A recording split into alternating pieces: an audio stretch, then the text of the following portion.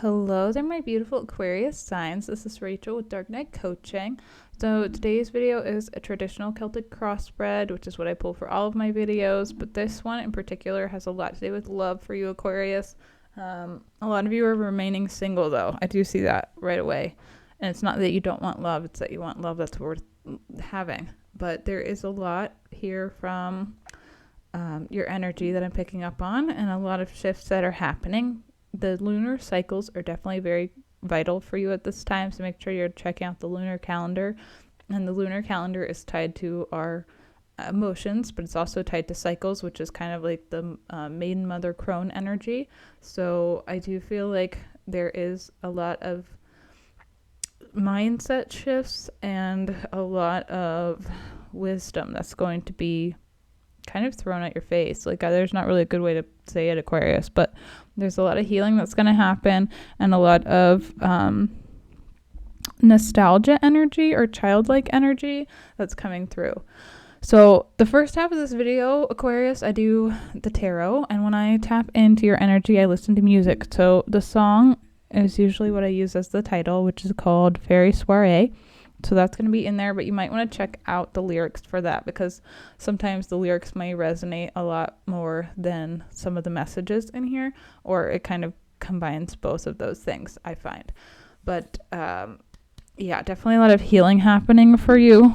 Definitely a lot of clarity coming your way. And sometimes clarity is like the bittersweet gift that we need in order to move on from the past pain and the past behavioral patterns that we subconsciously do without even realizing it. So there's a lot going on at this moment. Now, let's dive right into the tarot. Your current vibe is the Ten of Swords. This is my, like, stick a fork in me, I'm done energy. This is like you beat a dead horse over and over again, metaphorically, obviously, and you're tired of old cycles, old patterns, old habits, and your challenge here is the Page of Cups. So this tells me that this is a challenge of love, immature offers of love. I still 222 on the clock there, so that's like, to me, a synchronicity as well. Like, you're right where you're meant to be, Aquarius. This is kind of like F-boy energy. That's what I'm getting here. It's like you're done with those sort of like games, and it's not really worth your time. I find if you're on like the dating apps, it's like oversaturated with a lot of garbage. Like, I don't know how else to put it. That's kind of the bad thing. I was watching some TikTok or whatever. It was a comedian. She was hilarious. She was like, it would just, all the apps should just be one app that's called The Leftovers, because that's typically what happens. And a lot of the times people will just waste time on swiping, and there's nothing really like tangible. It's kind of like entertainment for the weekend, and to me, what's the point in that? But you do you. Now, the situation, the foundation of this is apathy. That's what the Four of Cups is. It's like there's offers of love coming in, but you're just not satisfied. You're just like, why even bother? Why waste the time? And maybe it's not worth it to you. Sorry, I don't know why my thing is going off there. You might be getting a lot of messages. You might be getting a lot of offers of love or opportunities, but I don't think they're going to be like worth their weight. Now, in the past here, you have the Queen of Pentacles, and I pulled a clarifier for this. And the Queen of Pentacles is like usually a card of like calm, cool stability. But when the Seven of Swords came out, it's like escapism. So maybe you've used the apps or some sort of distraction in the past to make you feel comfortable. And I don't feel like it is what's working anymore. But, you might be leaning into some sort of distraction in order to, like, not feel your feelings. I know that's a very specific message for you, Aquarius, but I know you Aquarius signs, and you're very, you're much so like Sagittarius in the ways that we're, like, non-committal typically and, like, flighty. So I don't feel like you really, like, absorbed maybe some of the losses or the trauma of your past fully, because you've just like pivot out of something and you move on really quickly, but it's not like you haven't actually moved on. You've just distract from the pain and kind of use escapist behaviors to make yourself feel comfortable. That's a very specific psychological evaluation. So take that as it resonates, Aquarius. But your current vibe is also the Queen of Wands. This to me is like single, independent, fiery energy. I love this card. This is kind of my like witchy woman card. You know, you could be a witchy guy, whatever. So energy is fluid. Take it as it resonates. This could be like somebody in your energy, or it could be your energy. Now, this card is also like, I think of her as almost like the female magician. She's an alchemizer because she has that sunflower there. She has the wand. She's creative. She has the cat. She's like homely, or not homely, homebody. I mean, maybe she is homely. I don't know. But the sunflower is all about transmutation and alchemy, because sunflowers can absorb cytotoxic materials and they can turn it into something very beautiful. And I feel like you're trying to turn something that's like lemons into lemonade at this time. Now, in your near future, you have the wounded warrior. I'm kind of like sighing with this energy. I kind of think this is like Sagittarian energy, honestly. So again, there might be something with Sagittarius in your chart, Aquarius, but this is the wounded warrior of like, maybe you've finally taken the time to see what you've gone through. Sometimes we forget to look back and reflect, but I do feel like in the near future, you're kind of going to be like at a point where you have no choice but to like stare at the pain or look into the past and really see how far you've come. Now, what's in your control at this time is the High Priestess. Like, what's your power right now? It's trusting your inner guidance, your inner knowing. The High Priestess is also like divine feminine energy. When I think of divine feminine energy, I think of like the Empress, the Emperor, the High Priestess, the Hierophant. Those are all like very much so tapped in. So you do have inner guidance and inner wisdom, and I do feel like you're actually listening to it, which is great to see. Now, if you're hearing it and absorbing it, that's different. So like maybe you hear it and then you don't absorb it. You know, sometimes we get that inner guidance, that inner voice talks to us, and we don't always listen. So you might be ignoring your own wisdom. Sometimes we do that when we're not ready to heal our traumas or fix ourselves. Now, in the effects of people around you, how they see you, you have the Hierophant. Typically, this is a very scholarly card, but this is also a traditional values and belief systems card. So maybe you're shifting those traditional values or belief systems, and people are seeing some sort of change with you, or maybe they see you as wiser, and maybe you're educating people as well. But, you know, the Hierophant is a Taurus energy, and there is stuff happening. The Taurus moon is on the 15th, I believe, or 17th possibly. You might want to check out the lunar calendar, but there's shifts happening there. In your hopes and fears, you go from this 4 of Cups to this 5 of Cups. So there is progress here when it comes to your emotions and expectations of love, but the hopes and fears here is like regret. Maybe you're afraid when you look into the past here, Aquarius, you're going to have a lot of regrets. Sometimes we do. Like, what's wrong with that? Like, what's wrong with that? Because if you do have regrets, then you're like, man, if I would have only known, man, if I would have only seen it this way, or dang girl, like, why did I do that? Like, it's so you can learn from it. Like, you can only burn your hand on a hot stove how many times before you realize, like, oh, I'm doing it to myself. You are the common denominator in your story. And I'm not saying like you're doing it to yourself, like that's an excuse for toxic or abusive behavior. That's not at all what I'm like permitting or approving of at all. I'm saying you can remove yourself from situations or cycles or patterns, and make a shift in your own reality based on the level of awareness you have about the role and the part that you play in a situation. Now, is it always easy? Absolutely not. But it is a choice ultimately. So that's kind of your hopes and fears category. And then your outcome was a very interesting energy. So you have the Queen of Pentacles in your past, and you have the King of Pentacles in your future, basically. This is a potential outcome. So it's like you have the opportunity to find someone who's going to match your freak, basically. Somebody who's going to match your level here. And you also have the Queen of Cups in your subconscious. So it's like in your heart of hearts, you really do want love. You want something that's going to be long-lasting and tangible. and a solid foundation. That's what the King of Pentacles is a solid, stable 3D foundation. The moon here means there's illusions or a lack of clarity based on what it is you're wanting.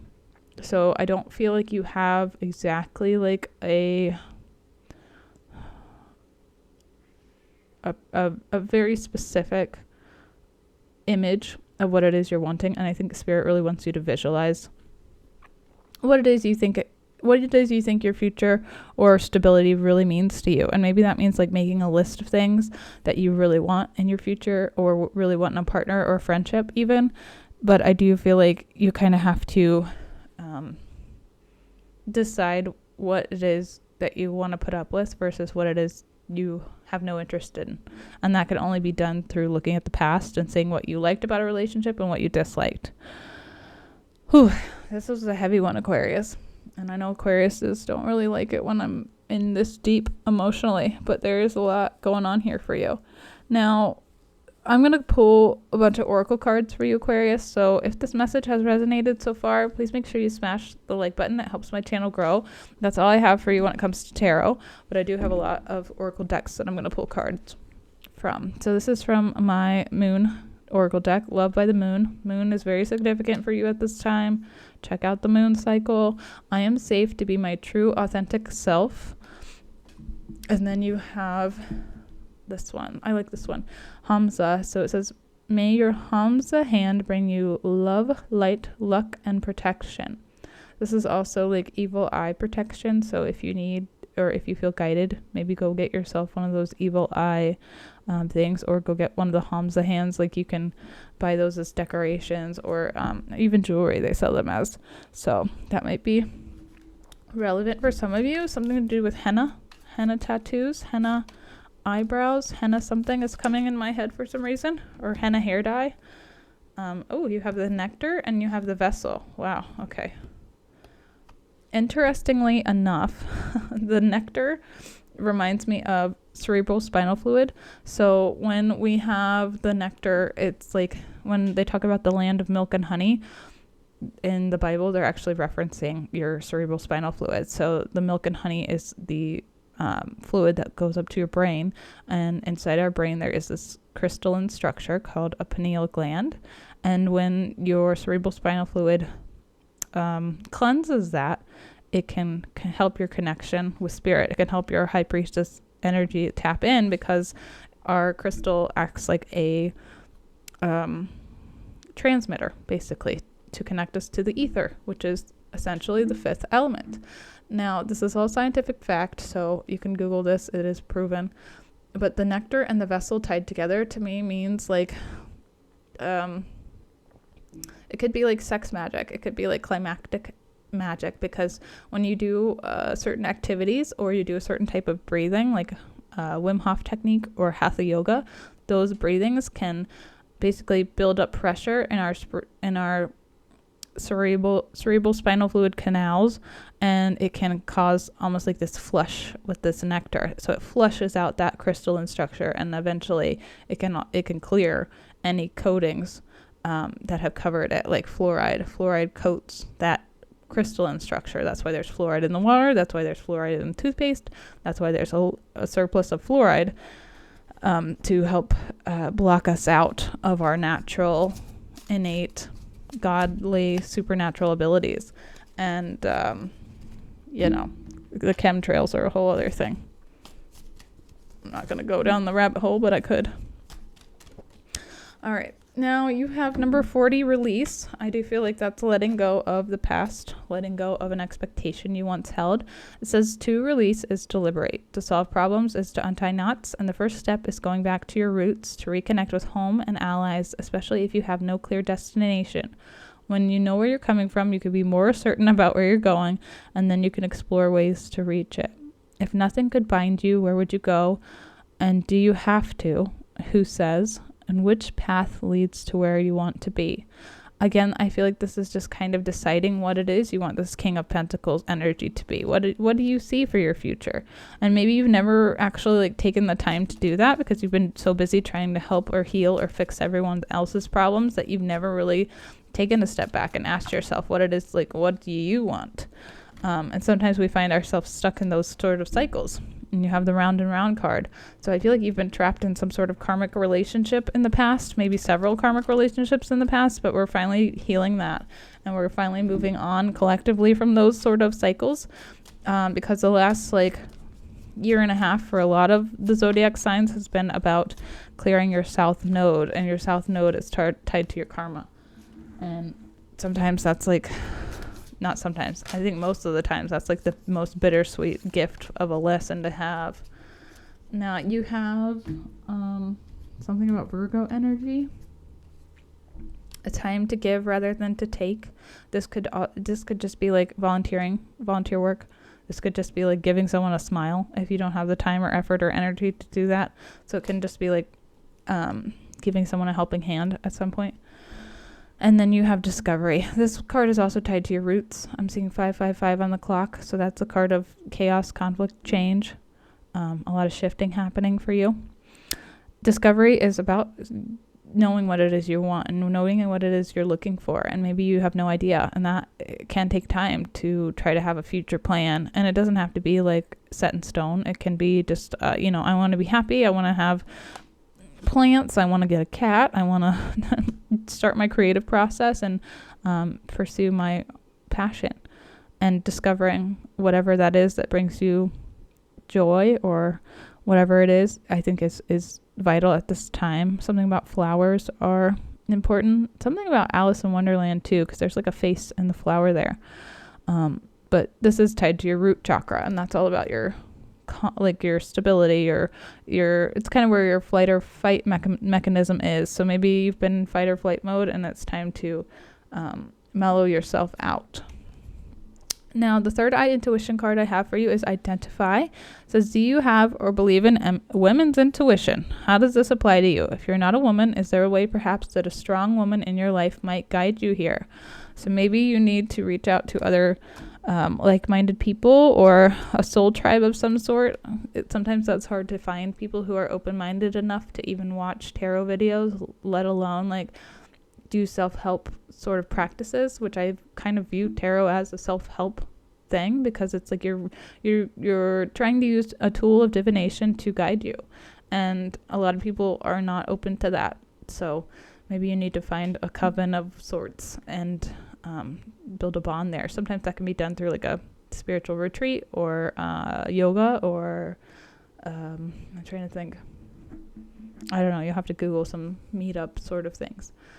And then the last card I have for you, Aquarius, is from my Power of Love deck. This is from my James Von Praw deck. He's a great medium that has a lot of books, and this card deck, I think this is what's your lesson at this time, and it's respect. You value everyone's unique perspective on the path to love, and that includes your own. So, if people don't understand maybe why you've left a situation, why you've never committed to someone, or why you whatever, that's not their business. So we all are on our own timeline. We're all on our own trajectory, and judgment isn't really our thing to carry. And when we judge others, we're really kind of seeing a facet of ourselves in them that can sometimes make us uncomfortable, but it's there to trigger us for a reason, so we can see it and heal those wounds, whatever it is that is being triggered at that time.